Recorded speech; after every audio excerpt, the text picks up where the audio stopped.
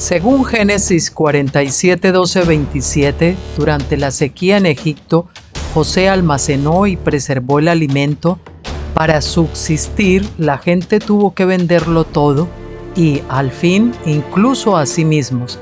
Ese es el precio de vencer. Así es en este tiempo del fin, donde conseguir el alimento para entrar al reino y conquistar nuestra tierra, que es Cristo, formado en nosotros, nos costará renunciar a todo, incluso a nuestra propia vida. Pero a cambio de nuestro todo, tendremos su todo y reinaremos con él. Con ustedes, José.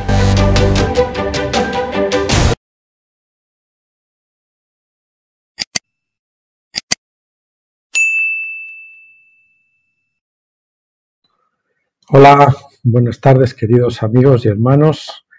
Aquí con ustedes de nuevo, Ministerios Graneros de José. Y bueno, vamos a continuar hoy, les dije el otro día, con el regreso del hijo pródigo.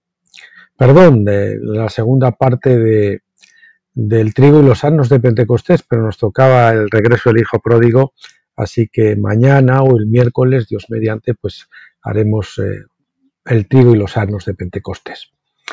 Bueno, pues aquí es lunes 5 de junio, apresurándonos ya hacia el verano, ya cerquita, ya las temperaturas ya lo preconizan, porque vamos a tener ya que, hoy no tanto, pero ya a partir de mañana vamos a estar rondando un arco entre los 27 y los 31 grados, que ya son ciertos calores, ¿no? Y bueno, pues son ahora mismo las 4:17 aproximadamente. Espero que todos estén bien y bienvenidos. Bueno, pues hoy vamos a ver dos trozos, no sé si nos dará completo, el prólogo y la introducción. Vamos a ir leyendo y a ver a dónde se nos va el vídeo. Comencemos. También quería pedirles disculpas porque la otra vez cuando les mostré el libro, pues se veía al revés. El tema, se me olvidó cambiar la pantalla para que se le pudiera leer derecho y bueno, fue un fallo de ser la primera vez que hacíamos el vídeo así sin capturar la pantalla del ordenador. Así que esperemos que la próxima vez no se repita, aunque no tengo muy claro, no se crean. Bueno, prólogo. Encuentro con un cuadro. Ya saben que es el regreso del hijo pródigo de Henry J. Nouwen. Bueno, pues dice así, el cartel.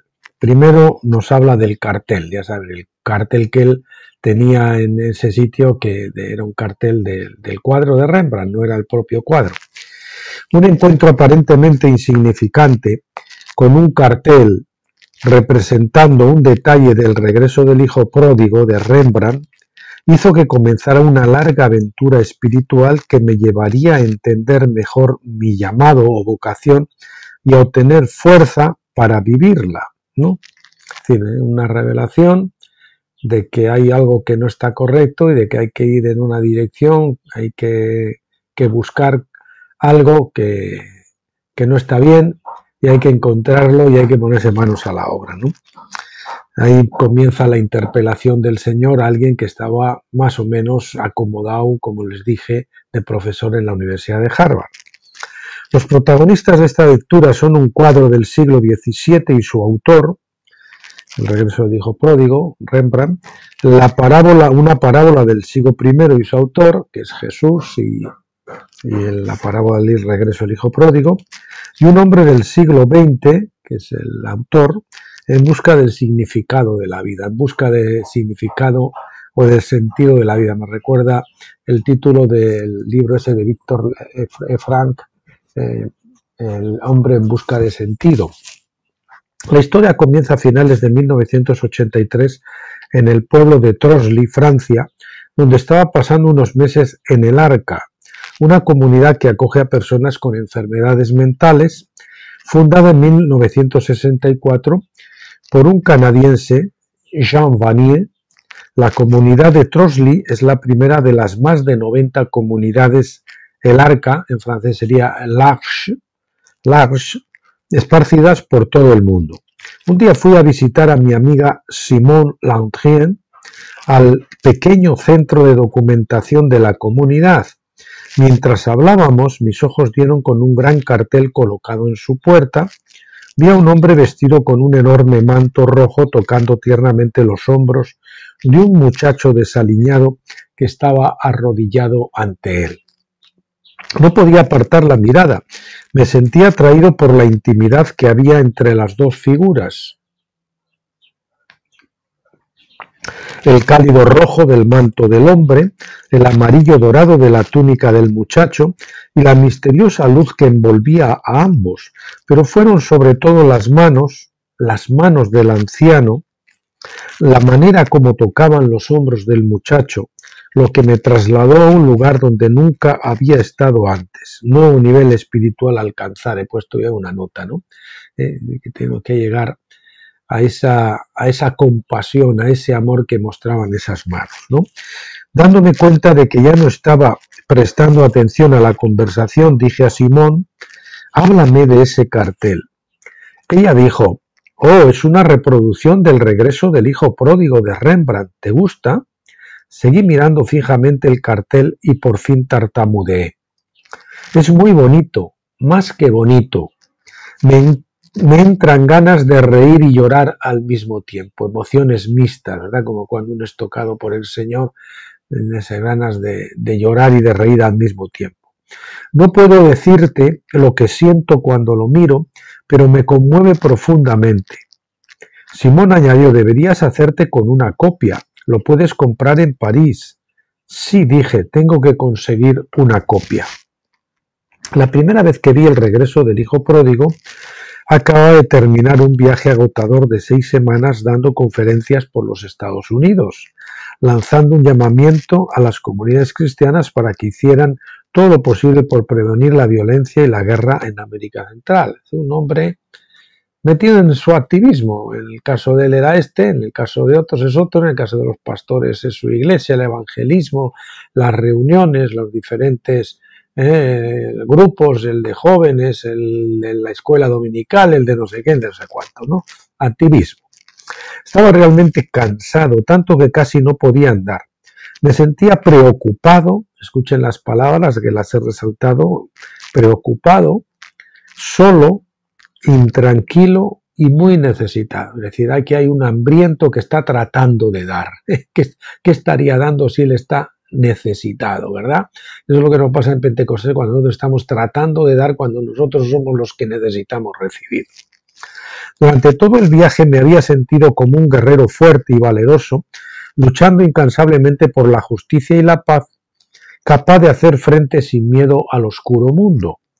Pero ahora me sentía vulnerable como un niño pequeño que quiere gatear hasta el regazo de su madre y llorar. Tan pronto como las multitudes que me alababan o me criticaban se alejaron, experimenté una soledad devastadora y fácilmente podía haberme rendido a las seductoras voces que me prometían descanso físico y emocional. Es decir, no, tengo que descansar, tomarme unas vacaciones, tal, no sé qué, pero es algo más profundo, era algo del espíritu, una sed en el espíritu, un hambre en el espíritu que no estaba saciada y que requería atención. Este era mi estado la primera vez que me encontré con El Regreso del Hijo Pródigo, de Rembrandt, colgado en la puerta del despacho de Simón. Mi corazón dio un brinco cuando lo vi. Tras mi largo viaje, aquel tierno abrazo del padre e hijo expresaba todo lo que yo deseaba en aquel momento. De hecho, yo era el hijo agotado por los largos viajes, quería que me abrazaran, buscaba un hogar donde sentirme a salvo. Esto a mí me recuerda un poquito una experiencia que yo tuve, que le llamo el abrazo sobrenatural en la iglesia donde yo estaba, de la primera iglesia de Asambleas de Dios, donde una vez durante un tiempo de alabanza yo experimenté un abrazo sobrenatural de Dios, ¿no? De tal forma que cada poro, cada célula de mi ser se sintió amada, estrujada. Era algo un amor tan intenso que lo sentía en cada célula de mi cuerpo, ¿no? Ese amor tan maravilloso del Señor. Era tal el abrazo que sentí y la emoción que me caían lágrimas, verdadero chorro, hasta el punto que me di abajo estaba de pie y al banco entre los pies míos había un charquito de sangre, perdón, de sangre, sí, un charquito de agua, de las lágrimas, ¿no? Y ese es lo que luego yo pues me quedé anhelando, pero yo nunca acababa de encontrar. Yo creo que ese fue como el señuelo de lo que yo tenía que perseguir, pero más bien luego pues acabaría dándome cuenta que no es lo que yo tenía que perseguir para mí, sino que es lo que yo tenía que tratar de hacer con otros, ¿verdad? Bueno, de hecho, yo era... bien, continúo. Yo no era sino el hijo que vuelve a casa y no quería ser otra cosa. Durante mucho tiempo había ido de un lado a otro, enfrentándome, suplicando, aconsejando y consolando. Ahora solo quería descansar. Hacer una llamada al reposo de Dios, ¿verdad? Al shalom de Dios. En un lugar que pudiera sentir lo mío. En un lugar donde pudiera sentirme como en casa. Y es así, yo nunca me sentí en casa hasta que ya después de haber cruzado el Jordán y pasar unos cuantos años, bastantes años, yo realmente me sentí en casa cuando salí del sistema denominacional y encontré la revelación del doctor Stephen Jones. Ahí yo empecé a sentirme realmente que había llegado a casa. Hasta entonces había sido una continua búsqueda desesperada, ¿no? Ocurrieron muchas cosas en los meses y años siguientes, que fueron 2. El enorme cansancio desapareció y volví a mis clases y a mis viajes, pero el abrazo de Rembrandt seguía grabado en mi corazón más profundamente que cualquier otra expresión.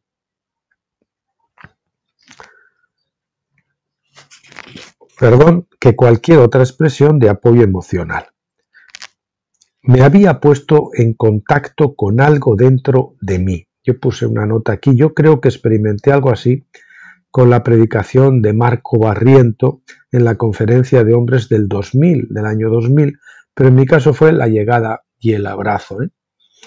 Pues me acuerdo que Marco Barriento hizo una presentación, una predicación, Marco Barriento, el famoso cantante evangélico. Me acuerdo que fue una conferencia de las que preparaba Gregorio Yacos, era multidenominacional. Yo creo que se le podía calificar incluso de ecuménica, porque había hasta católicos y todo, ¿no? Algún católico por allá. Y bueno, él predicó sobre esto y yo, pues él lo expresó hasta de una forma física, ¿no?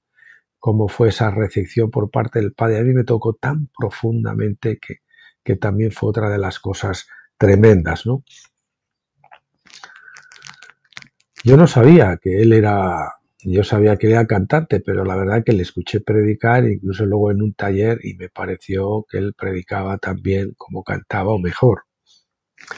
Me había puesto en contacto con algo dentro de mí, que reposa más allá de los altibajos de una vida atareada, algo que representa el anhelo progresivo del espíritu humano, el anhelo por el regreso final, por un sólido sentimiento de seguridad, por un hogar duradero, ¿no?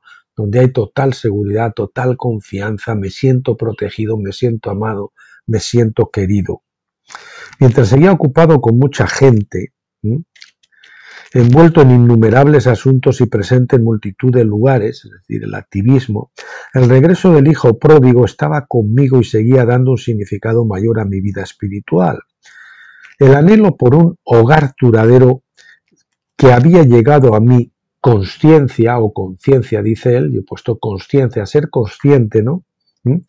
De ese anhelo por un hogar duradero, gracias al cuadro de Rembrandt crecía más fuerte y más profundamente, convirtiendo al pintor en un fiel compañero y guía. 2 años después de haber visto el cartel de Rembrandt, dimití. Es un poquito como la rendición que yo les contaba el otro día, donde uno acabó rendido y yo acabé ya como que veía que no, yo el listón lo había ido subiendo más y más y más, creía que eran las exigencias del padre, creía que eran las exigencias de mi propia carne, tratando de demostrar más y más y más, ¿no? Que yo era bueno, que yo servía, que yo era útil, que yo estudiaba, que yo iba a las conferencias, que tal. subir el listón, hasta que hay un momento que ya no podía y me tuve que rendir, ¿no? Y caí rendido, ¿no? Y dimití, le diga, señor, renuncio a todo eso, a ese ministerio que estoy tratando, entre comillas, de comprar con mi machaconería, ¿no? A ver si más y más y más, ¿no? Y nada, déjame tranquilito, un lugarcito aquí quieto, donde tenga algunas algarrobitas por ahí y nada más, ¿no? Bueno, dimití de mi puesto como profesor en la Universidad de Harvard. El hombre estaba en un pináculo, yo nunca llegué a una cosa de esas, ni mucho menos, ¿no? Pero todos tenemos nuestro pináculo personal, ¿no? Quizás, ¿no?, en alguna manera que se ajuste a nuestra experiencia. Y volví, dice, al Arca, en Trosley, donde pasé un año entero. El propósito de este traslado era determinar si estaba llamado a vivir una vida dedicada a gente con enfermedades mentales en una de las comunidades de El Arca. Durante aquel año de transición me sentí especialmente cerca de Rembrandt y de su hijo pródigo. Después de todo buscaba un hogar nuevo. Parecía como si mi compañero holandés me hubiera sido dado como un compañero especial. Antes de que terminara el año ya había tomado la resolución de hacer del Arca mi nuevo hogar e incorporarme a Daybreak, la comunidad del Arca en Toronto, ¿no? Daybreak, saben, no sé si lo dije, lo que quiere decir amanecer. A mí me recuerda a esto, el amanecer, ya saben que viene después de cruzar el Jordán con la vida de resurrección, pero claro, es el amanecer y ahí son los claroscuros de la alborada.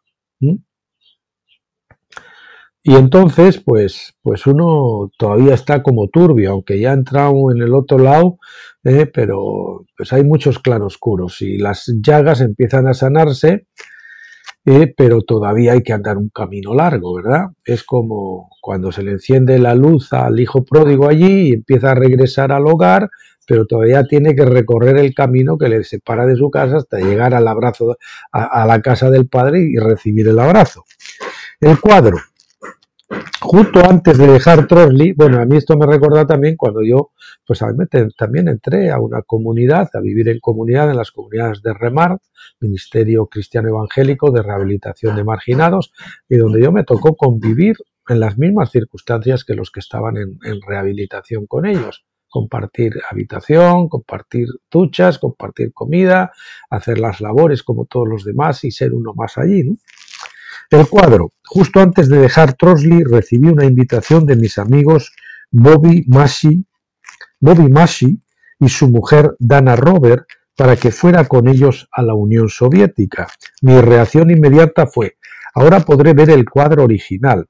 Antes de haber sentido interés por esta obra ya sabía que el original había sido adquirido en 1766 por Catalina la Grande para el Hermitage de San Petersburgo, que tras la revolución recibió el nombre de Leningrado y que recientemente ha reclamado su antiguo nombre de San Petersburgo de nuevo, y que continuaba allí. Nunca pensé que tendría la oportunidad de verlo tan pronto, aunque estaba ansioso por contemplar con mis propios ojos un país que había influido tan fuertemente en mis pensamientos, emociones, sentimientos durante la mayor parte de mi vida. Esto se convertía en algo trivial frente a la oportunidad de sentarme ante el cuadro que me había revelado los anhelos más profundos de mi corazón. El cuadro que le había despertado ese anhelo de ser abrazado por el Padre, y habla de Rusia. Era un país pues que ha influido tanto en la cultura occidental y los escritores rusos y la cultura rusa y todo eso, y que sin embargo pues ahora, debido a la moda woke, pues hasta están prohibiendo las obras de Dostoyevsky y Tolstoy y toda esta gente. Es que es algo de verdad demencial. La vuelta de un viaje agotador a un lugar seguro había significado un volver a casa. Dejar el mundo de los profesores y estudiantes para vivir en una comunidad dedicada a cuidar hombres y mujeres con enfermedades mentales me hizo sentir de nuevo en casa. Conocer a gente de un país que se había separado del resto del mundo mediante muros y fronteras fuertemente vigiladas era también otra forma de volver a casa. Sin embargo, más allá de todo aquello, volver a casa significaba para mí caminar paso a paso hacia el único que me espera con los brazos abiertos y desea tenerme en un abrazo eterno. ¿Sí? Y si usted está al final de Pentecostés, es un hombre trabajado y cargado, y necesita venir a él para que él lo haga descansar. Porque Pentecostés lo que quiere precisamente, lo que pretende llevarlo usted a ese estado de frustración, de rendición, de desolación, donde se dé cuenta que usted lo que necesita es descansar en la casa del Padre, dejar las obras muertas, dejar el activismo y entrar en el reposo de Dios. Sabía que Rembrandt entendió profundamente este regreso espiritual. Al contemplar eso y al entender esa obra y todo lo que se representaba allí, él llegó a captar el espíritu de Rembrandt y a captar que él había vivido profundamente esa escena. Sabía que cuando Rembrandt pintó el regreso del hijo pródigo, había llevado una vida tal que no tenía ninguna duda sobre su verdadero y último hogar. Sentí que si hubiera conocido a Rembrandt, en el lugar donde o cuando pintó aquel padre, cuando pintó a aquel padre con su hijo, Dios y humanidad, compasión y miseria, en un círculo de amor, lo habría conocido todo acerca de la vida y la muerte. También tuve la esperanza de que a través de la obra maestra de Rembrandt, un día sería capaz de expresar todo lo que quería decir acerca del amor. Ese es el llamado que tenemos a descubrir el amor. ¿Se acuerdan del gráfico del otro día? Al final es de abandonar del reino del ego al reino del amor, donde las dos raíces pues son la paz y el gozo. Las raíces del ego pues son la incredulidad y la queja o la murmuración. Estar en San Petersburgo es una cosa, tener la oportunidad de reflexionar tranquilamente sobre el regreso del hijo pródigo en el Hermitage es otra. Cuando vi la enorme cola de gente esperando para entrar en el museo, me pregunté cómo y durante cuánto tiempo podría ver lo que más deseaba. Mi inquietud de repente desapareció. ¿Cómo guía al Señor y cómo ordena las cosas? Observen. Nuestro viaje oficial terminaba en San Petersburgo y la mayor parte del grupo volvió a casa. Pero la madre de Bobby, Susan Massey, que entonces se encontraba en la Unión Soviética, nos invitó a pasar unos días con ella. Susan es una experta en la cultura y arte rusos y su libro La tierra del pájaro de fuego, The Land of the Fire Bear, o Bar, no sé si lo pronuncio bien en inglés, The Land of the Fire Bear, algo así. Me fue muy útil a la hora de preparar nuestro viaje. Le pregunté a Susan cómo podría acercarme al hijo pródigo. Ella contestó: ahora, Henry, no te preocupes, tendrás todo el tiempo que quieras y necesites. Durante nuestro segundo día en San Petersburgo, Susan me dio un número de teléfono y me dijo: este es el número del despacho de Alexei Briantsev. Es muy amigo mío, llámale y te ayudará a llegar hasta tu hijo pródigo. Marqué el número al instante y me sorprendió oír a Alexei con su amable acento inglés, prometiéndome encontrarse conmigo en una de las puertas laterales, lejos de la entrada reservada a los turistas. No hay ninguna puerta que se le resista al Señor, ¿verdad? Él siempre tiene sus aldabas en todas partes, donde él toca y se abre la puerta. Y esto fue casi 3 años después de ver la copia. El sábado 26 de julio de 1986, o sea, 3 años después de ver la copia, a las 2:30 de la tarde fui al Hermitage, caminé junto al río Neva y llegué hasta la puerta de Alexei me había indicado. Entré y alguien sentado tras una gran mesa de despacho me permitió utilizar el teléfono de la casa para llamar a Alexei. A los pocos minutos apareció haciéndome un caluroso recibimiento. Me llevó por una serie de pasillos espléndidos y escaleras elegantes hasta llegar a un lugar inaccesible para los turistas. Era una habitación larga de techos altos. Parecía el estudio de un artista de cierta edad. Había cuadros por todas partes. En la mitad había unas mesas enormes y sillas cubiertas de papeles y objetos de todo tipo. Enseguida me di cuenta de que Alexei era el director del departamento de restauración del Hermitage, nada menos, el que le abrió la puerta. Con gran amabilidad y muy interesado por mi deseo de ver el cuadro de Rembrandt con tiempo, me ofreció toda la ayuda que quisiera. Me llevó directamente al hijo pródigo, ordenó al vigilante que no me molestara y me dejó allí. Ahí estaba yo, delante del cuadro que había estado en mi mente y en mi corazón desde hacía casi 3 años. Estaba maravillado por su majestuosa belleza. ¿Mm? Su tamaño, mayor que el tamaño natural, sus abundantes rojos, sus marrones y amarillos, sus huecos sombreados y sus brillantes primeros planos, pero sobre todo el abrazo del padre e hijo envuelto en luz. Destaco las palabras abrazo, padre, hijo y luz. ¿Mm?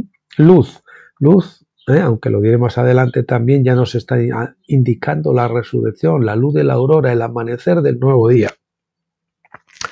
Y rodeado de 4 misteriosos mirones. Ya le veo que ahí se ven claramente dos, uno de pie, el tieso, el hijo, el hermano mayor, otro el que está sentado, otra que está así como mirando así, y después hay otra por ahí que casi ni se la nota. Yo por lo menos no la veo bien, pero debe andar por ahí.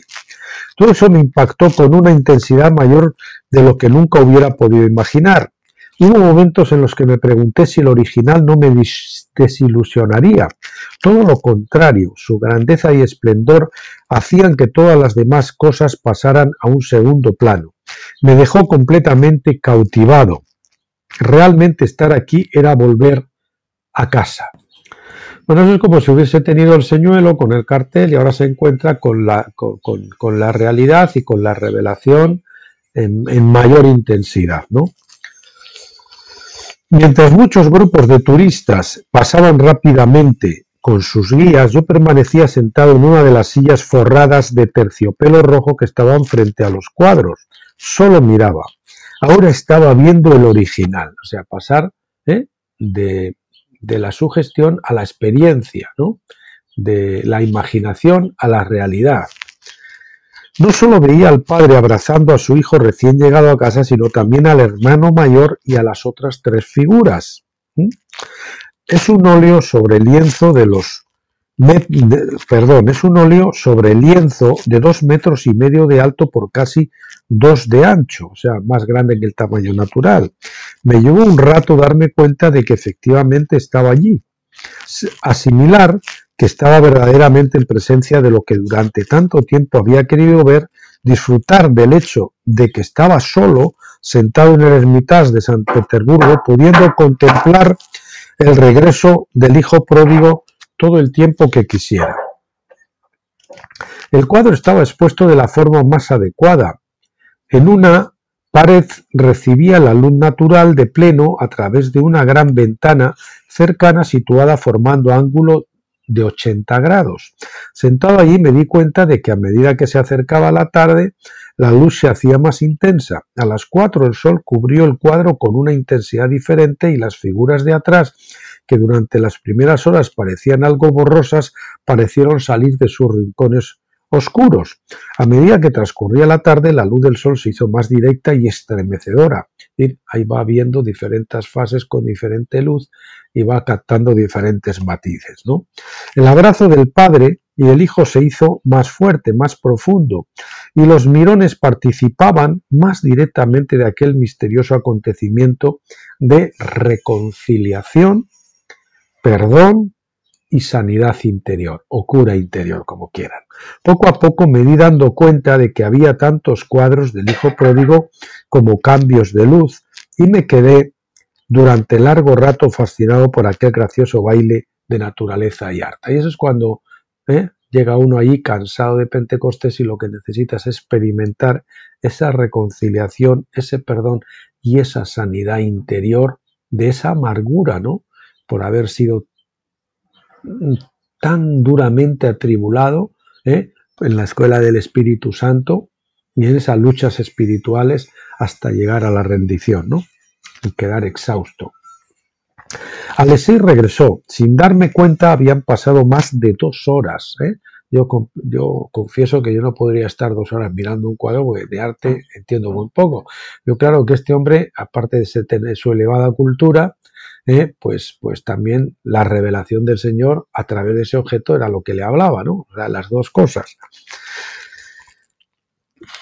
Con sonrisa compasiva y gesto de apoyo me sugirió que necesitaba un descanso y me invitó a un café. Me condujo por los majestuosos vestíbulos del museo, la mayor parte del cual fue la residencia de invierno de los zares, hacia la zona de trabajo en la que habíamos estado antes. Alexei y su colega habían preparado una enorme bandeja llena de pan, quesos, dulces y me animaron a que lo probara todo. Este hombre está disfrutando ya del becerro cebado, ¿verdad? No solamente por los agasajos, sino por cumplir su deseo de ver, su deseo cumplido de ver el cuadro, estar en Rusia, verlo en directo, todo eso.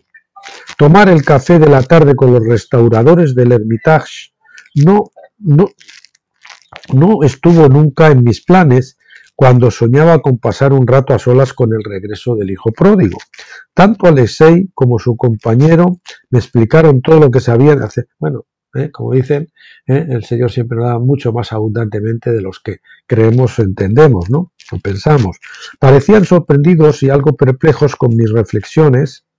Perdón, repito, tanto Alexei como su compañero me explicaron todo lo que sabían acerca del cuadro de Rembrandt y se quedaron intrigados por saber por qué estaba yo tan interesado. Aquí también ya empiezan a recibir más información y puntos de enfoque de otros.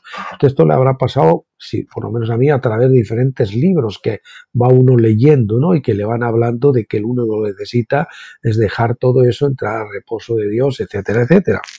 Parecían sorprendidos y algo perplejos con mis reflexiones y observaciones espirituales. Me escucharon muy atentamente pidiéndome que les contara más.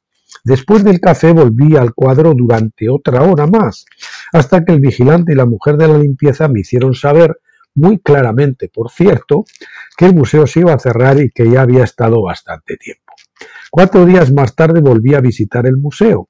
En aquella sesión me ocurrió algo divertido, algo que no puedo dejar de contar.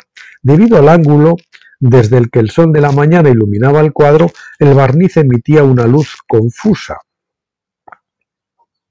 Eso que contábamos antes del sol, a medida que iba avanzando, la luz iba iluminando el cuadro de diferentes maneras y notaba él. Y entonces se veían, ¿no?, detalles que no se apreciaban de otra forma.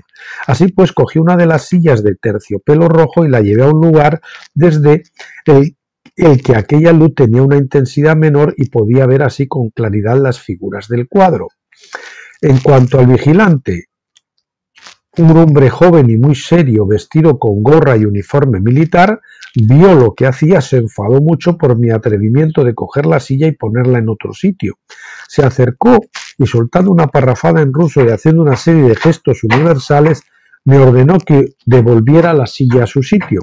Como respuesta, yo señalé primero hacia el sol y luego hacia el lienzo para tratar de explicar por qué había cambiado la silla de sitio. Mis esfuerzos no tuvieron ningún éxito, de forma que dejé la silla en su sitio y me senté en el suelo. El vigilante se enfadó aún más.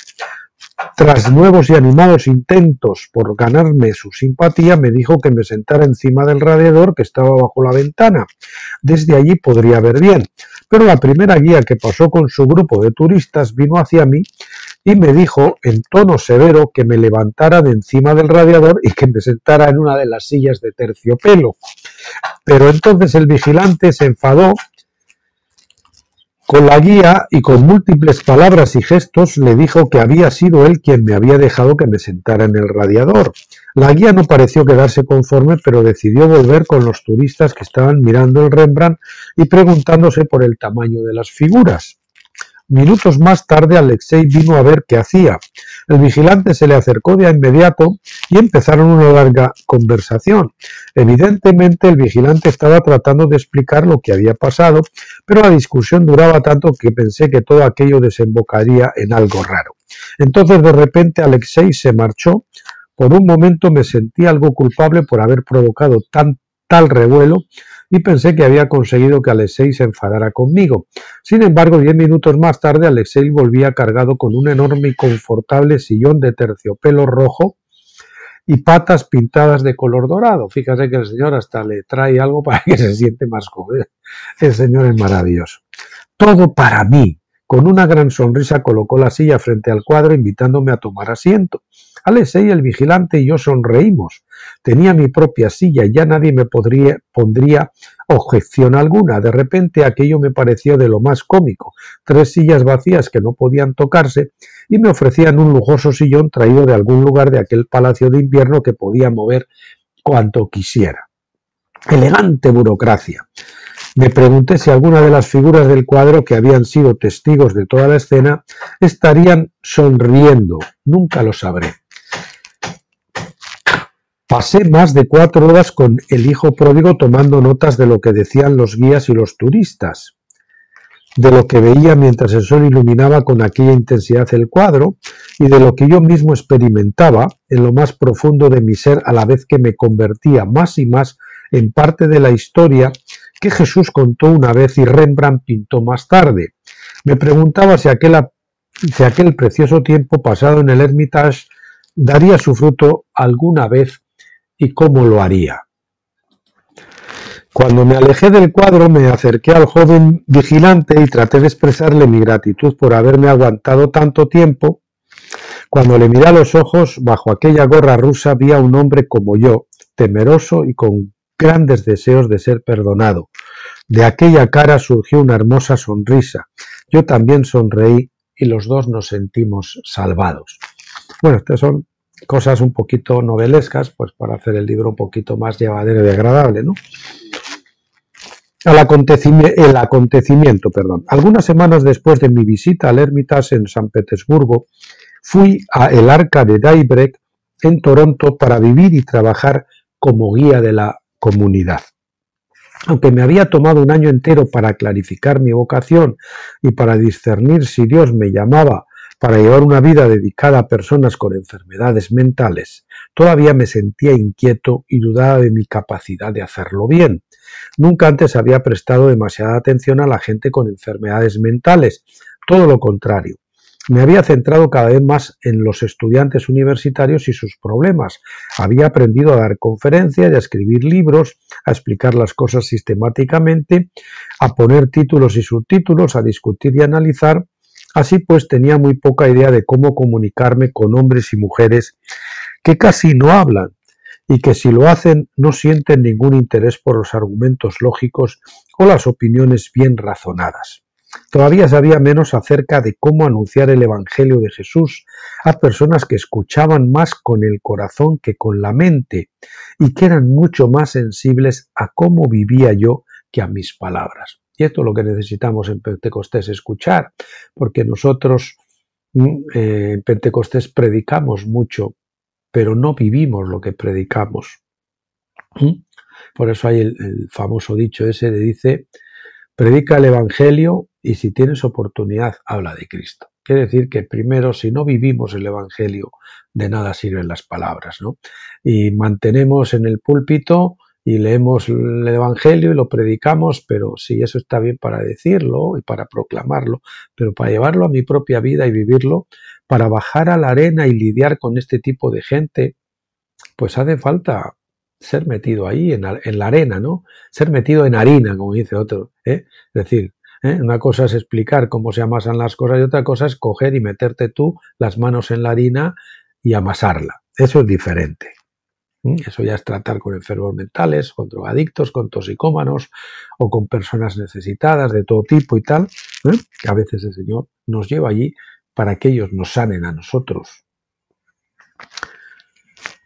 Llegué a Daybreak en agosto de 1986 con el convencimiento de que había hecho la elección correcta, pero con el corazón lleno de inquietud por lo que me esperaba. A pesar de todo, estaba convencido de que, tras pasar más de 20 años en las aulas, había llegado la hora de confiar en Dios, en que Dios ama a los pobres de espíritu de manera especial y que, aunque yo tenía muy poco que ofrecerles, ellos tenían mucho que ofrecerme a mí.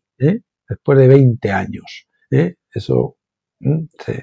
Piensen ustedes, amados pentecostales, que se han tirado, pues yo que sé, los años que se tiraran en la Pascua y después quizás 10 o 15 o 20 Pentecostés y que son, entre comillas, con cariño y cariñosamente mastodontes espirituales, pero que están frustrados, trabajados y cargados y necesitan ir a Él para que los haga descansar.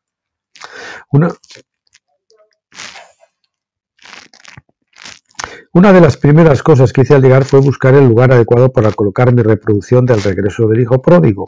El lugar que me habían asignado para trabajar me pareció ideal. Podía ver aquel misterioso abrazo del padre e hijo que se había convertido en una parte tan íntima de mi trayectoria espiritual desde cualquier sitio en que me sentara a leer, escribir o charlar con alguien.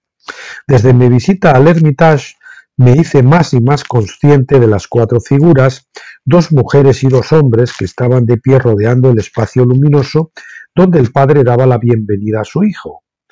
Es decir, ahí está una escena central y luego están los mirones. Su forma de mirarte hacía preguntarte qué pensarían o sentirían sobre lo que estaban viendo. Aquellos mirones o espectadores daban pie a todo tipo de interpretaciones. Cuando reflexionaba sobre mi propio trabajo me hacía más y más consciente del largo tiempo en que había desempeñado el papel de espectador. Esto me ha de recordar también a un amigo mío que lleva mucho tiempo ahí y que ahora también últimamente le entró a colaborar con un ministerio cristiano que trabaja con gente de la calle y gente, pues eso, en necesidades de rehabilitación, con problemas de droga y todas estas cosas también. Qué casualidad, ¿no? Y me recuerda, por ejemplo, a Joseph Erring, que también acabó en un centro de este tipo, ¿no? Durante años había instruido a los estudiantes en los diferentes aspectos de la vida espiritual, tratando de ayudarles a ver la importancia de vivir todos ellos. Pero me había atrevido a llegar al fondo de lo esencial, a arrodillarme y a dejarme abrazar por un Dios misericordioso. Ese es el interrogante que se hacía. Pero me había atrevido a llegar al fondo de lo esencial, a arrodillarme y a dejarme abrazar por un Dios misericordioso. El simple hecho de ser capaz de dar una opinión, de expresar un argumento, de defender una postura y de clarificar una visión me había dado y todavía me da una sensación de control. Y por lo general me siento mucho más seguro experimentando una sensación de control sobre una situación indefinible que arriesgándome a que sea la situación a la que me controle. Pues eso también me recuerda a lo de Miguel Díez, el fundador de Remar, ese llamado del Señor de decir, boga mar adentro, ¿no? Vete a buscar los peces ahí, mar adentro, los que están verdaderamente metidos en las profundidades, ¿no? Y también me recuerda una especie de imagen mental, muchas veces había hablado con imágenes mentales, del funambulista y como el Señor me mostraba que la vida cristiana no era cruzar el alambre, ¿no? Y ya, ¿no? Sino que era de alguna manera vivir en el alambre, dormir en el alambre, comer en el alambre, pero con esa total confianza y seguridad como cuando el Señor dormía en la barca en medio de la tormenta. Y es difícil llegar ahí, ¿verdad? Ciertamente había pasado muchas horas en oración, bueno, sensación de control decíamos, y por lo general me siento mucho más seguro experimentar una sensación de control sobre una situación indefinible que arriesgándome a que sea la situación la que me controle. Nos gusta siempre tener el control, pero Dios lo que quiere es que soltemos el timón. Quiere que dejemos el lugar del guía o del volante, que nos pongamos en el asiento de copiloto y si somos muy inquietos a lo mejor casi preferible que vayamos en la cajuela, en el maletero atrás, ¿no? Pero que él tome el volante, ¿eh? Porque cuando nosotros vamos al volante, si nos dirigiera a la derecha, nosotros no estamos muy seguros, nos vamos a dar a la izquierda o tiramos de frente porque no vaya a ser que por ahí, ¿no? Siempre le ponemos peros a la cosa y siempre le enmendamos la plana al Espíritu Santo porque metemos nuestra carnalidad.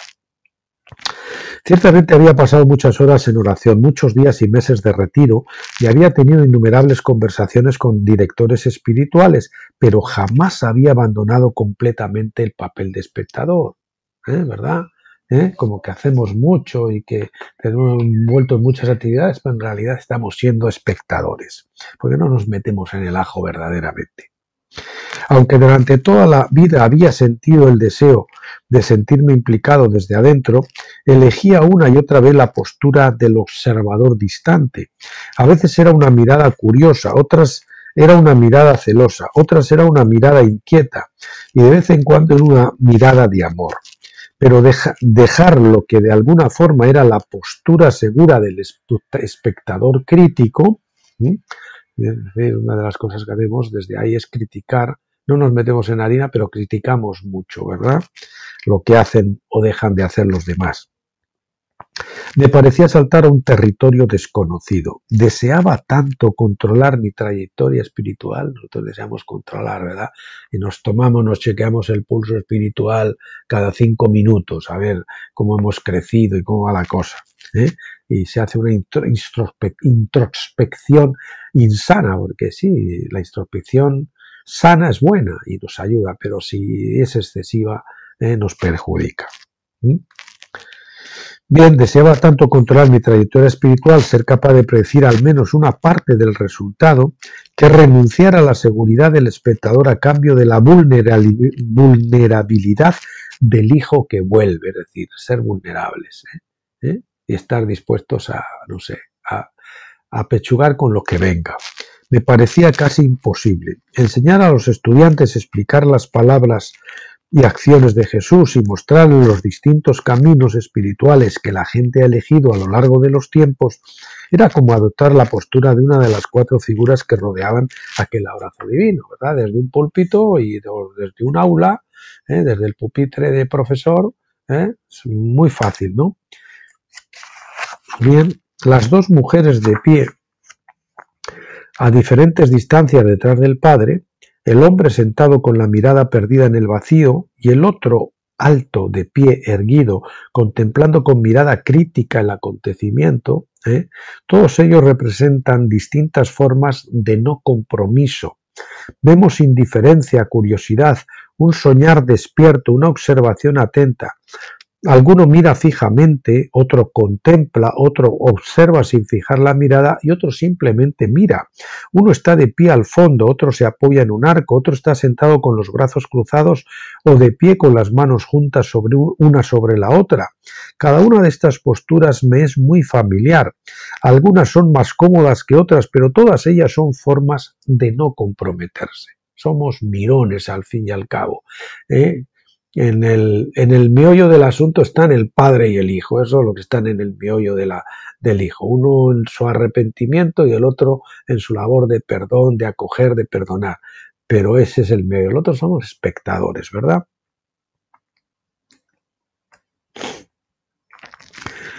Bien, pasar de dar clases a universitarios a vivir con enfermos mentales supuso, al menos para mí, dar un paso hacia la arena, hacia la plataforma, dice él. Yo he puesto hacia la arena.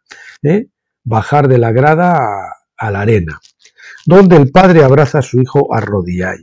Es decir, pasar de predicar a hacer.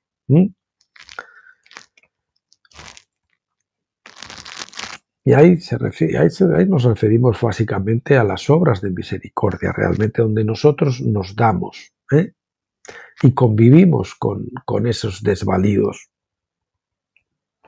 Es el lugar de la luz, una vez la resurrección, la vida de resurrección, el amanecer del nuevo día, el lugar de la verdad, ahí es la realidad. Cuando ustedes vean verdad en la Biblia, pongan realidad. El lugar del amor, luz, verdad y amor. Ahí es donde se cuecen las habas. Es el lugar donde yo quiero estar, aunque me da mucho miedo llegar a él.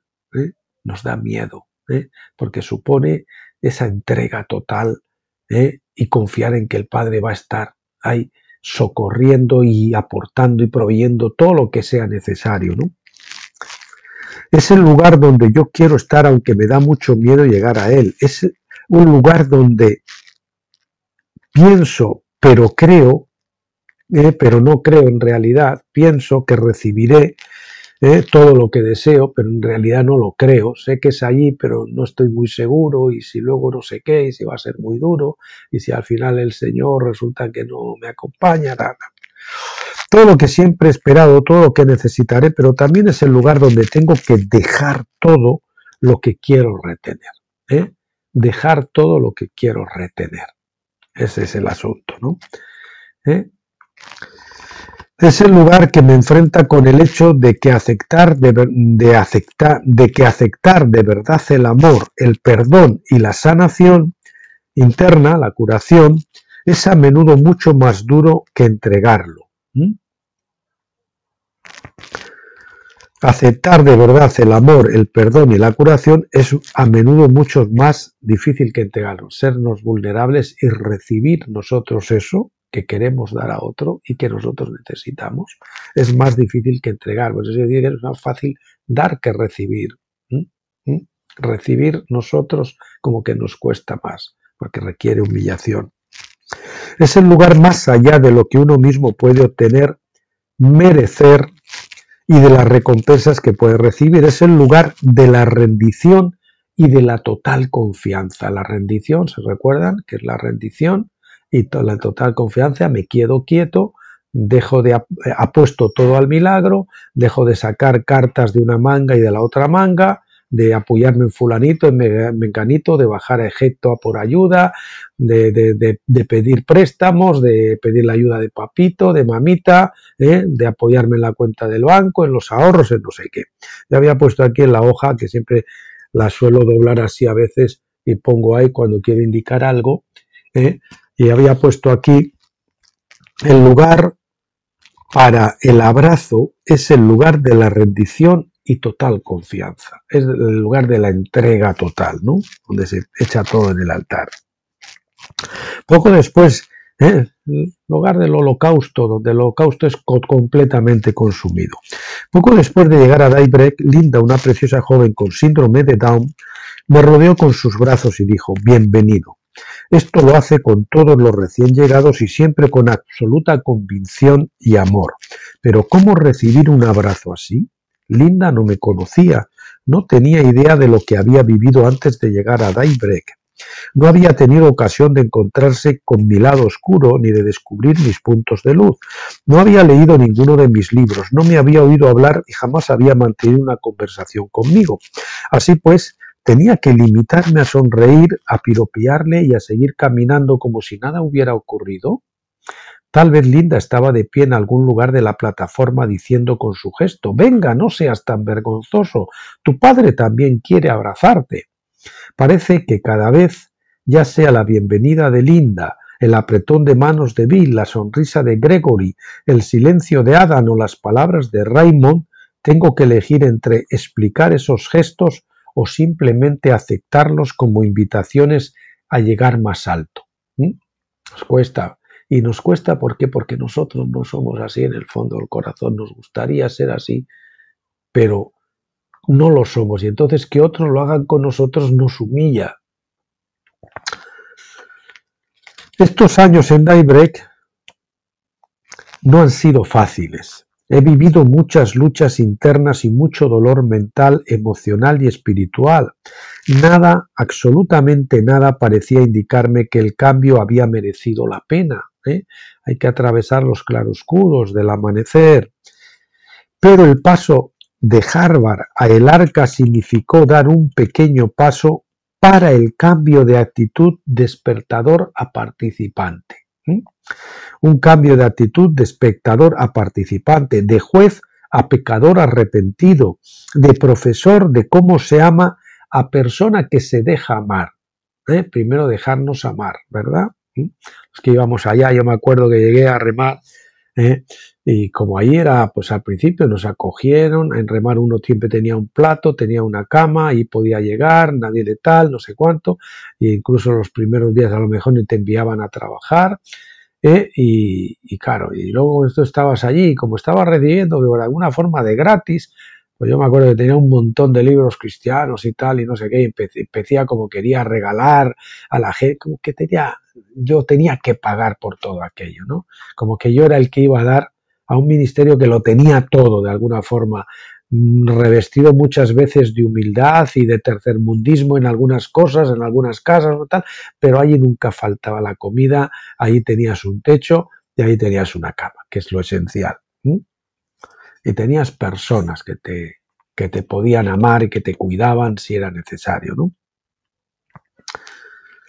Pero el paso de Harvard a Arca significó dar un pequeño paso en el cambio de actitud de espectador a participante, de juez a pecador arrepentido, de profesor de cómo se ama a persona que se deja amar. No tenía la menor idea de lo difícil que iba a resultar este viaje. No me daba cuenta de lo profundamente arraigada que estaba en mí la resistencia.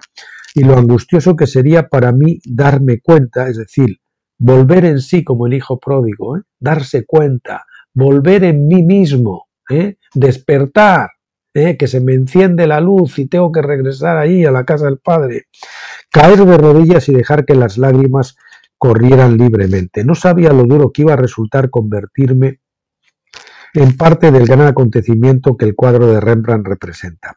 Cada pequeño paso hacia su interior era como una petición imposible, una petición que me exigía dejar de lado una vez más mi deseo de controlar y de predecir, y llegar hasta el límite donde tú ya no te vindicas, aunque estés en un sitio de sufrimiento, de dolor, de penuria, donde te están ofendiendo, ves la cerca abierta y sin embargo tú no te sales de ahí a no ser que el Señor te diga cruza la cerca, porque es el tiempo, es tu tiempo de libertad.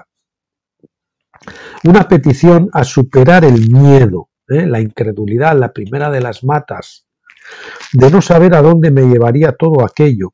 Las matas de esas dos matas, la incredulidad y la queja que impedían el acceso al campo, ¿no? De la visión de mi libro Finisterre al borde del Jordán. Una petición a superar el miedo de no saber a dónde me llevaría todo aquello.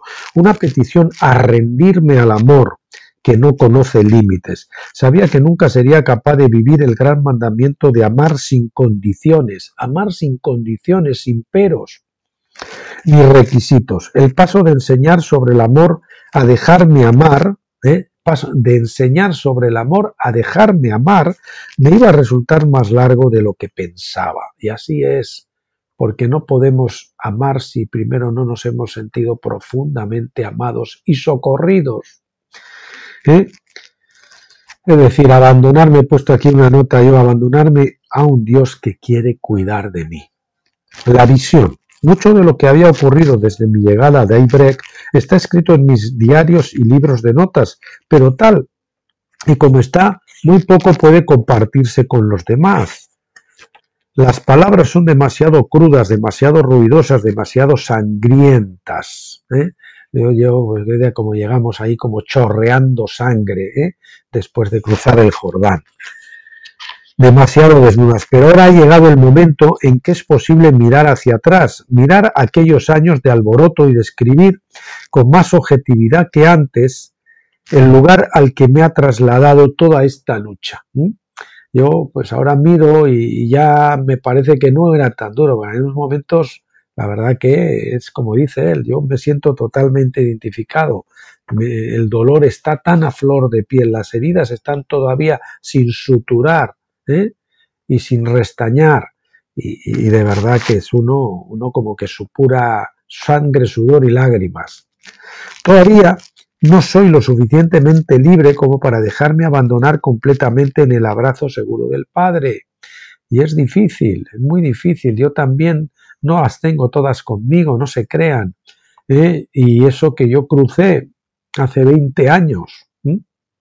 Pero hay cosas que todavía te cuesta entregar en cuanto al dinero, en cuanto a la comida, en cuanto a ciertas cosas, quién sabe, ¿no? En cuanto al futuro, tal vez, ¿no?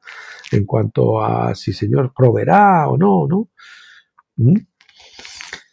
Bien, todavía no soy lo suficiente, en muchos sentidos sigo caminando hacia su significado profundo, todavía soy como el hijo pródigo, viajo, preparo discursos, de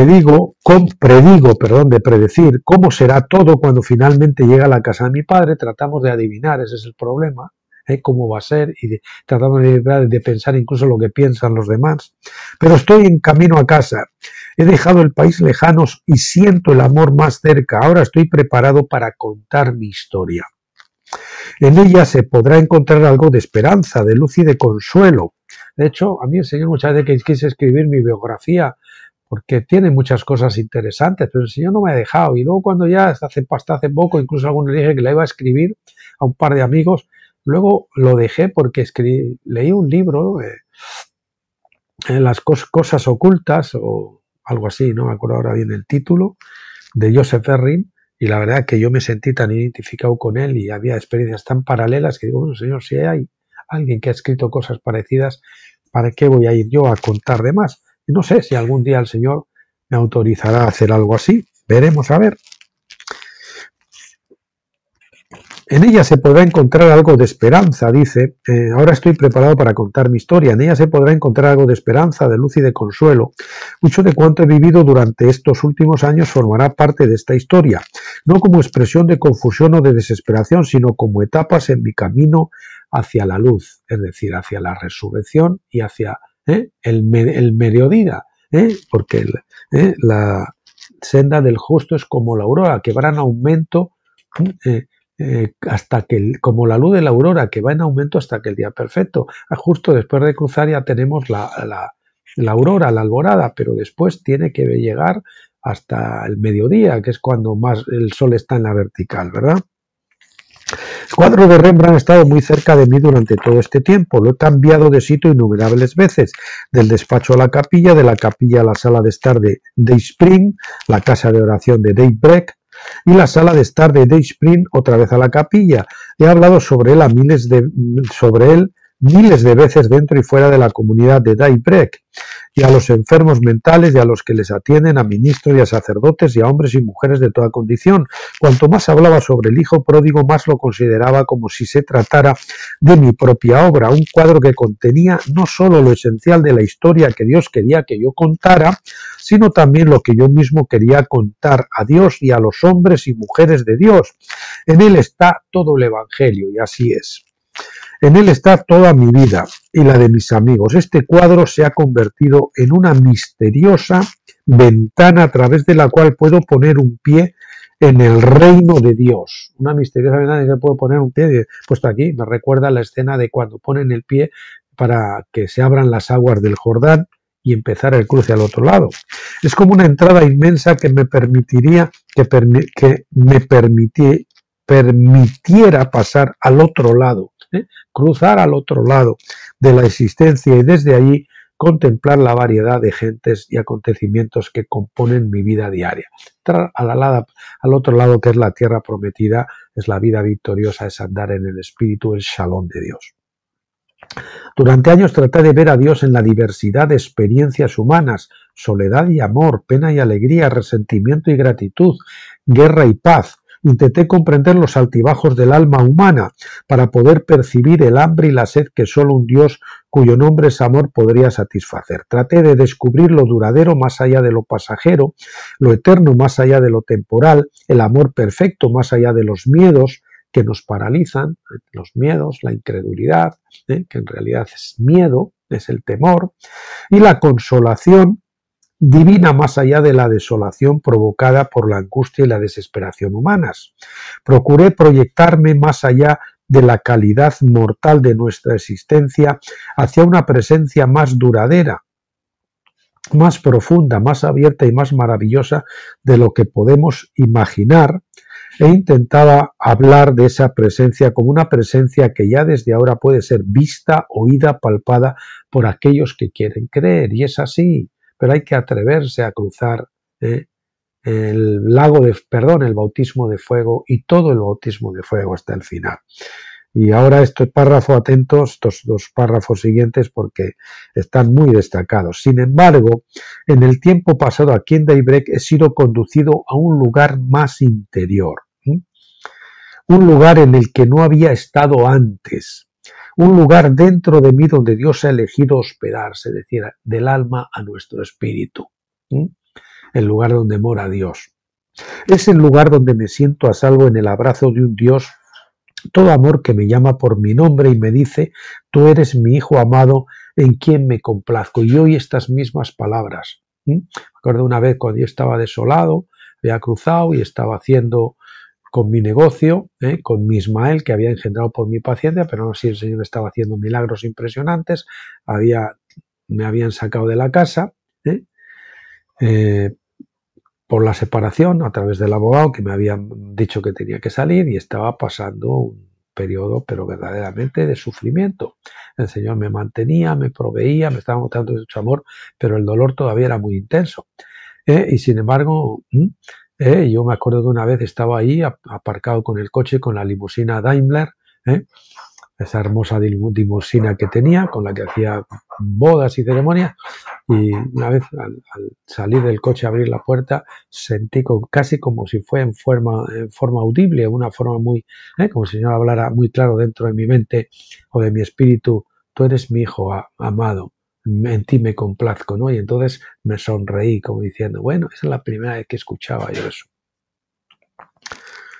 Bien, tú eres mi hijo amado en quien me complazco. Es el lugar donde saboreo la alegría y la paz y el gozo, que es lo que son los resultados de vencer las matas de la incredulidad y la queja. Cuando venzo la incredulidad con la quietud, la incredulidad o el miedo con la quietud, tengo la paz. Y cuando venzo la queja con la gratitud y la alabanza, tengo el gozo. Pero naturales, genuinas, que fluyen del interior, porque ya he muerto a la carne, ¿no?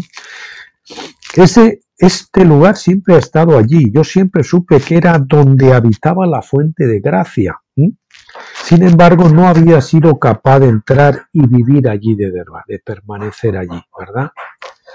De vivir en el Espíritu y permanecer en el Espíritu. Jesús dice: el que me ama se mantendrá fiel a mis palabras. Mi Padre lo amará, y mi Padre y yo vendremos a él y viviremos en él, o haremos morada en él, a ese lugar, ¿no? Juan 14, 23. Estas palabras siempre me han impresionado profundamente. Soy la casa de Dios. Y tenemos que ir, ese ascenso al Monte Carmelo, las moradas, el castillo interior o las moradas de Teresa, esa subida al Monte Carmelo, son diferentes metáforas de ese camino hacia nuestro interior. Y el camino siempre es hacia adentro, no es un camino hacia afuera. Y eso les decía mucho a mis hermanos: no es hacia adentro, no son marchas para Jesús, son marchas hacia Jesús. Pero me había resultado muy duro experimentar la verdad que encierran. Sí, Dios hace su morada en lo más íntimo de mi ser, pero ¿cómo podía aceptar la llamada de Jesús: permaneced unidos a mí como yo lo estoy a vosotros? Como les decía el otro día, permanecer es obedecer, y obedecer es amar. Los tres son sinónimos. Si es amar, es muy abstracto. ¿Qué es permanecer? Permanecer es obedecer. ¿Y qué es obedecer? Vosotros me amáis y me obedecéis, ¿no? Eso decía el Señor. Si hacéis lo que yo os digo. La invitación es muy clara: hacer mi morada donde Dios ha hecho la suya, es decir, andar o morar en el Espíritu. Este es el enorme reto espiritual. Parecía una tarea imposible. Esto es la ascensión del Espíritu, ¿verdad? Sentado con Cristo en los lugares celestiales. Con mis pensamientos, sentimientos, emociones y pasiones, es decir, en la carne, estaba constantemente fuera del lugar que Dios había elegido para hacer su morada. Llegar a casa y permanecer allí donde Dios habita, escuchar la voz de la verdad del amor, era lo que más miedo me daba, porque sabía que Dios era un amante celoso que lo quería todo de mí en todo momento, todo de mí y en todo momento. Estamos a su disposición, estamos vendidos a Él. Hemos regresado allí y Él orada a nuestra oreja, y entonces empezamos a tener el oído espiritual. Empezamos a escuchar su voz. Cuando estaría preparado para Perdón, es con interrogante. ¿Cuándo estaría preparado para aceptar esa clase de amor? Dios mismo me mostraría el camino. Él nos lleva, Él nos arrastra, porque al final nosotros por nosotros mismos en dejar esas cosas no. Nos son arrancadas con forces. Dios mismo me mostraría el camino. Las crisis físicas y emocionales interrumpieron la vida tan atareada que llevaba en Daybread. Pierdes tu trabajo, tienes una enfermedad, tu esposa que te echa de la casa, no sé qué, lo otro.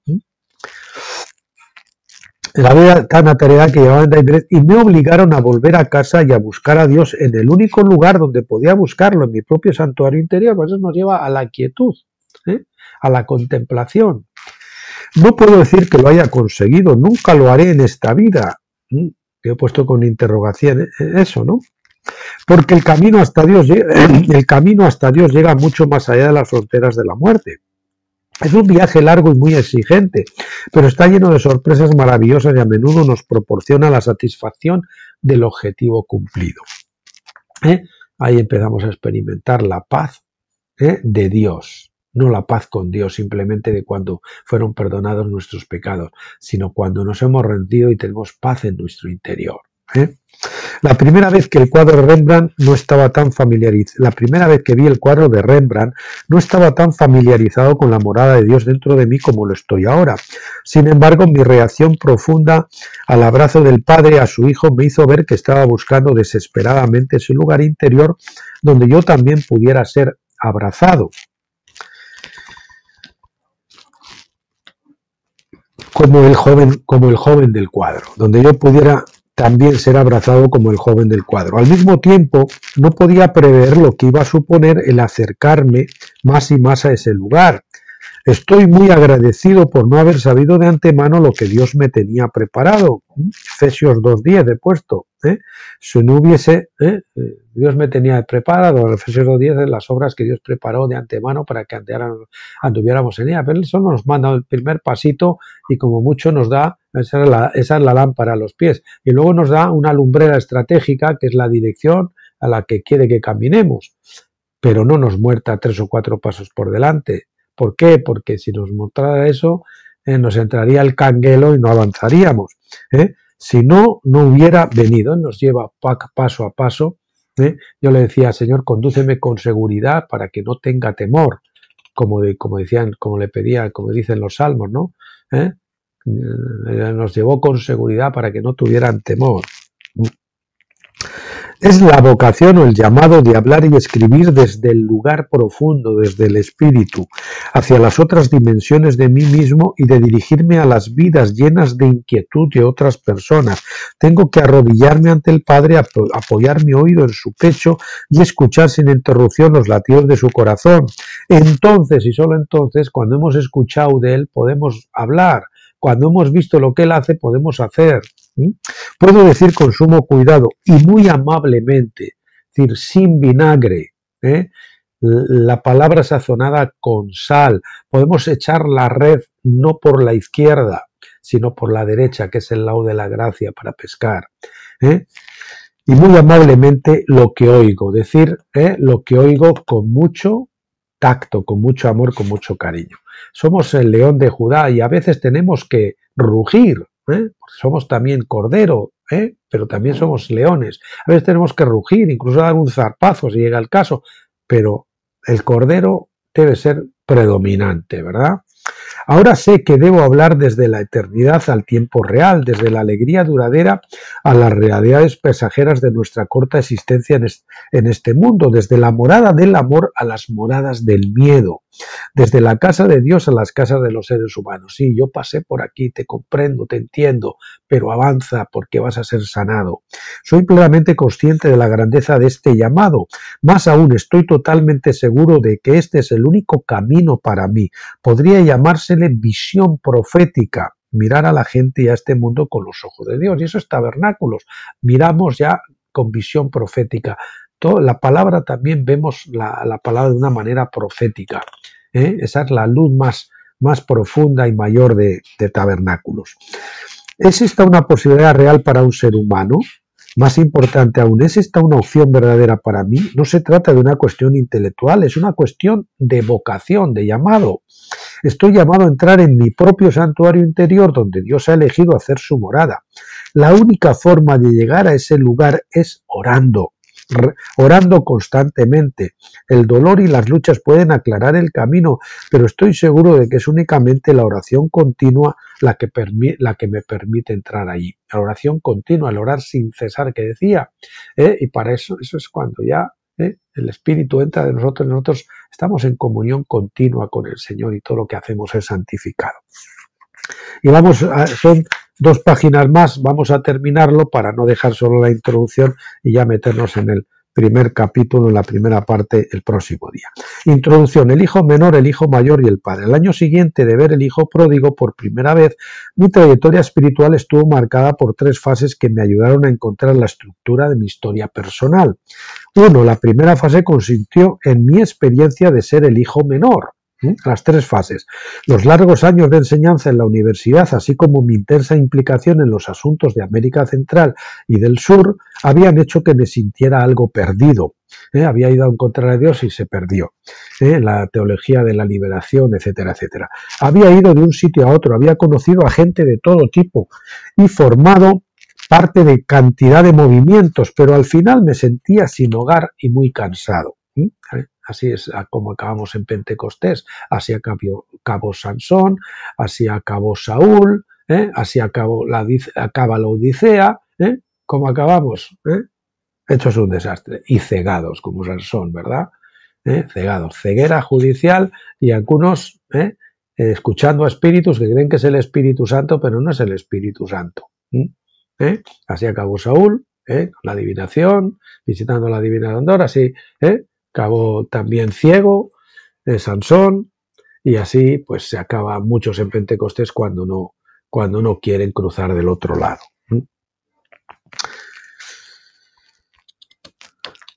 Cuando vi la manera tan tierna que tenía el padre de apoyar las manos en los hombros de su joven hijo y de acercarlo a su corazón, sentí muy profundamente que aquel hijo perdido era yo y que quería volver, como lo hacía él, para ser abrazado como él. Durante mucho tiempo pensé en mí mismo como el hijo pródigo que vuelve a casa anticipando el momento de ser recibido por mi padre. Entonces, casi inesperadamente, algo cambió en mi perspectiva. Después de un año en Francia y tras mi visita al Hermitage en San Petersburgo, los sentimientos de desesperación que habían hecho que me identificara tan fuertemente con el hijo más joven volvieron al fondo de mi conciencia. Había decidido ya marcharme a Daybreak, por lo que me sentía más seguro de mí mismo que antes. La segunda fase en mi trayectoria espiritual comenzó con una mañana mientras hablaba del cuadro de Rembrandt con Bart Gavigan, un amigo de Inglaterra que había llegado a conocerme muy profundamente el año anterior. Mientras explicaba a Bart lo intensamente que había llegado a identificarme con el hijo menor, me miró atentamente y dijo: «Me pregunto si no serás más bien como el hijo mayor». Con estas palabras abrió un espacio nuevo dentro de mí. Francamente, nunca había pensado en mí mismo como el hijo mayor, pero una vez que Bart me enfrentó a esa posibilidad, miles de ideas comenzaron a darme vueltas por la cabeza. Lo primero que pensé es que efectivamente soy el mayor de mis hermanos. Después caí en la cuenta de lo obediente que había sido a lo largo de mi vida. Cuando tenía 6 años, esos son los religiosos, obedientes y tal, ¿no? Los buenos, ¿no? Los que están y nunca se han ido y nunca han cometido cosas así y tal, ¿no? Cuando tenía 6 años ya quería ser sacerdote y nunca cambié de opinión. Nací, fui bautizado, confirmado y ordenado en la misma iglesia y siempre obedecí a mis padres, a mis profesores, a mis obispos y a mi Dios. Nunca me fui de casa, jamás perdí el tiempo ni malgasté el dinero en búsquedas sensuales.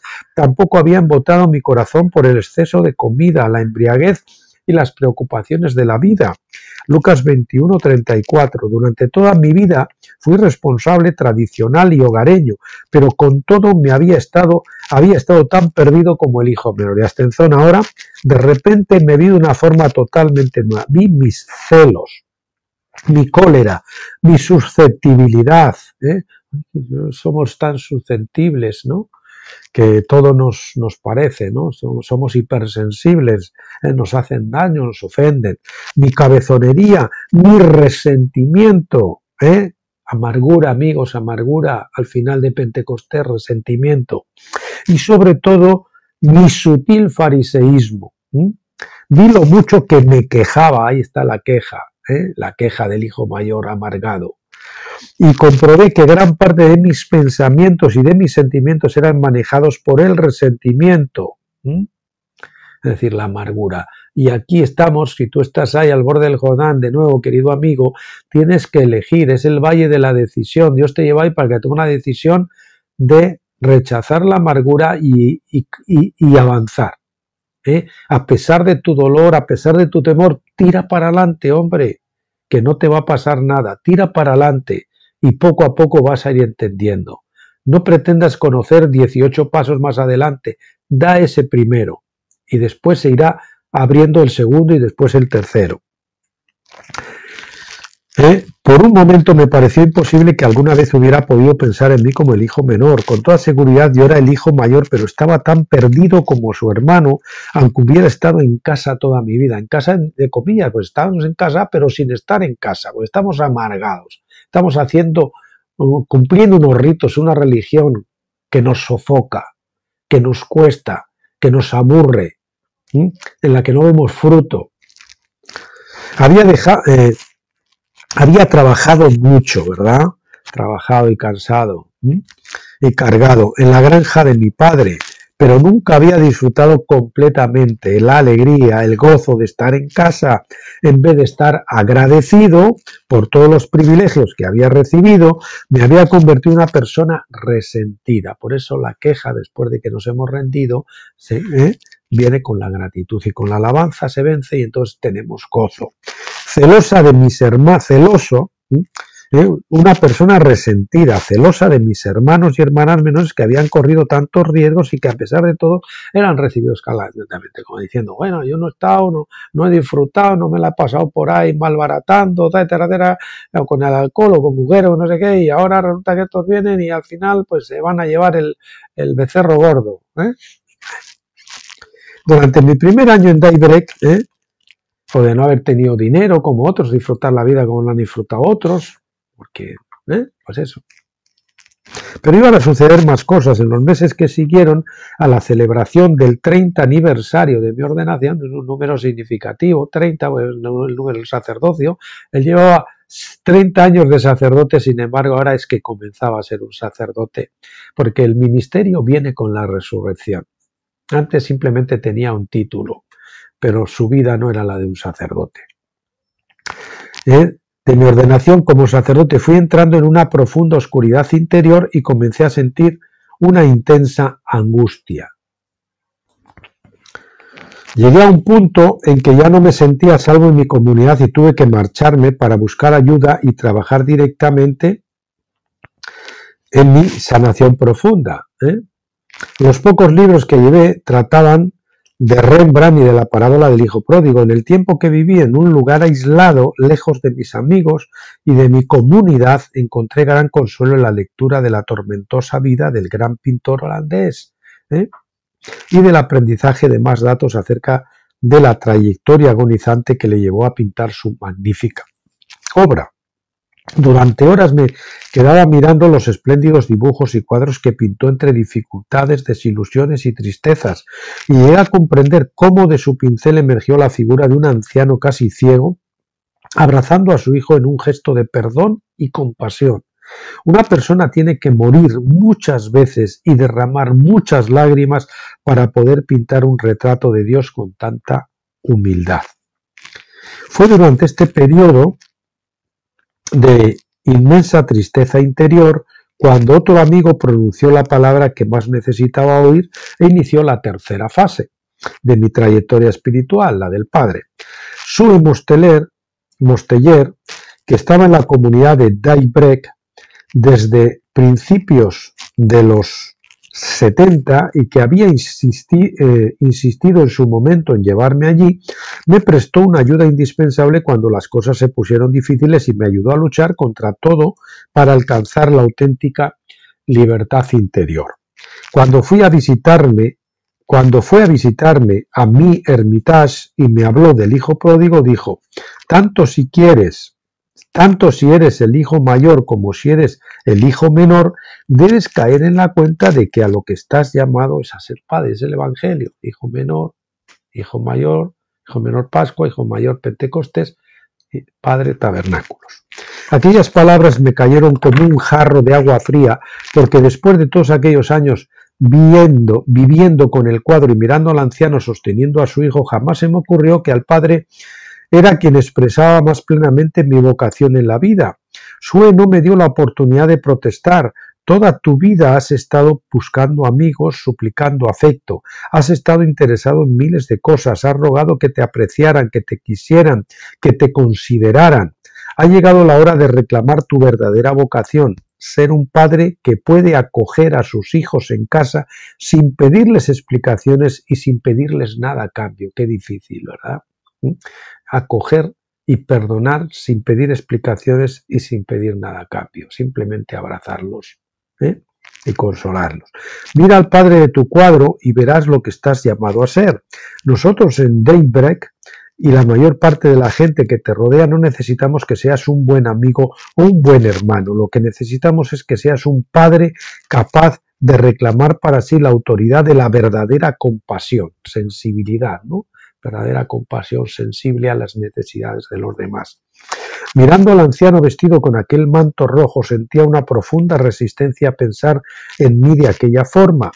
Me identificaba más con el joven derrochador o con el rencoroso hijo mayor, pero la idea de ser como aquel anciano que no tenía nada que perder porque ya lo había perdido todo, por eso en la nada encontramos el todo, y el Señor encima nos pide dar. Y es como tú has llegado y crees que no estás, que por dentro todavía no está solucionado. Sin embargo, el Señor te empieza a llevar a dar. Y ahí es cuando empiezas a encontrar el gozo y la verdadera sanación. Y solo le quedaba dar. Y solo le quedaba dar, lo había perdido todo y solo le quedaba dar, me abrumaba. Sin embargo, Rembrandt murió cuando tenía 63 años y yo estoy más cerca de esa edad que de la de cualquiera de los dos hijos. Rembrandt buscaba ponerse en el lugar del padre. ¿Por qué no iba yo a hacer lo mismo? El año y medio que ha pasado desde que Sue Mostelier me lanzó el reto ha sido un tiempo de empezar a exigirme mi paternidad espiritual. Ha sido una lucha lenta y muy dura y todavía a veces siento deseos de permanecer en el papel de hijo y no crecer nunca. Pero también he saboreado la inmensa alegría de los hijos que vuelven a casa, la alegría de imponerles las manos en un gesto de perdón y bendición. He empezado a conocer lo que significa ser un padre que no hace preguntas, sino que lo único que quiere es acoger a sus hijos en casa. Todo lo que he vivido desde mi primer encuentro con aquella representación del cuadro de Rembrandt no solo me ha dado la inspiración para escribir este libro, sino que también me dio la idea para estructurarlo. Primero me reflejaré en el hijo menor, después en el mayor y por último en el padre, porque de hecho soy el hijo menor, soy el hijo mayor y estoy en camino de convertirme en el padre. Y para vosotros, los que vais a realizar este viaje espiritual conmigo, espero y oro para que descubráis en vuestro interior que no solo a los hijos extraviados, sino también al Padre y la Madre compasivos, que es Dios. Que para que descubráis en vuestro interior no solo a los hijos extraviados, sino también al Padre y la Madre compasivos, que es Dios. Que Dios tiene los dos géneros, ¿verdad? Que es Dios. Y bueno, pues lo vamos a dejar aquí. Nos queda para el siguiente día que toquemos el libro, veremos la parte 1, que es el hijo menor. Y vamos a ver hasta dónde llegamos. Y miércoles probablemente, o martes si podemos, martes o miércoles, que son 3 vídeos semanales los que quiero hacer, pues si lo hacemos mañana, pues no haremos el miércoles, pues veremos ya, nos meteremos con ese que están esperando, yo sé que lo están esperando, la siguiente capítulo de El trigo y los asnos de Pentecostés. Bueno, ha sido un poco más largo, pero había que hacerlo así para no interrumpir el prólogo y la introducción y no dejarlo allí también con el siguiente capítulo. Bueno, pues nada más, mis queridos amigos, gracias por acompañarme y no se olviden de regresar para seguir haciéndolo el próximo día. Hasta entonces, que Dios les bendiga y pásenlo bien.